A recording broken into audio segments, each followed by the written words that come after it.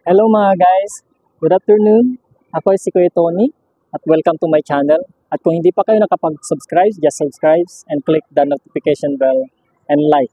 Pwede rin kayo mag-comment kay Kuya Tony. So guys, nandito ako ngayon sa SM Baguio. Marami akong mga pwedeng interviewin dito at sa iba sa kanila ay na-interview na.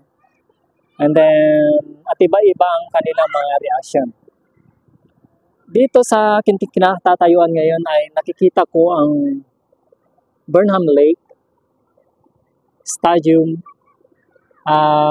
Melvin Jones. Even sa mga kabahayan ng Trinidad.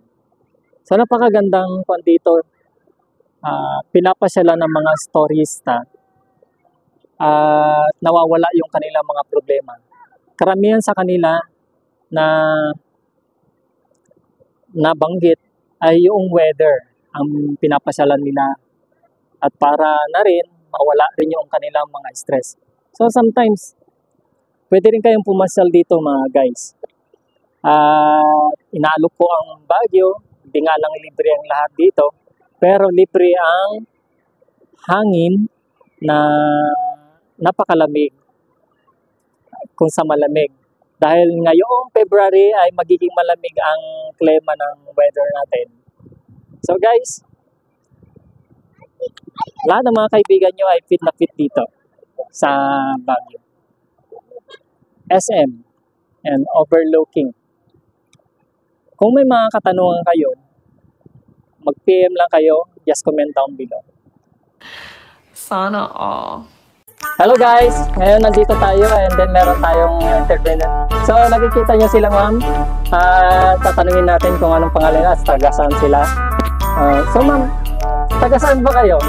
Manila. Taga Manila, ayan. At anong pangalan? Antipolo ma'am? Wow. Ako, Antipolo at 90, basta matagal na. Tapos Manila si ma'am, ano? Hello everyone, come and visit Baguio and don't forget to bring your coat. Kasi malamig. Okay. So, medyo mainit na rin pero sabi nga nila is mas mainit pa sa Manila kaya nandito sila sa Baguio. So, thank you for the visiting Baguio ma'am. And then I appreciate at ganun din ay talagang natutuwa kami na mayroong mga katulad ninyo na bumibisit sa Baguio. Thank you very much.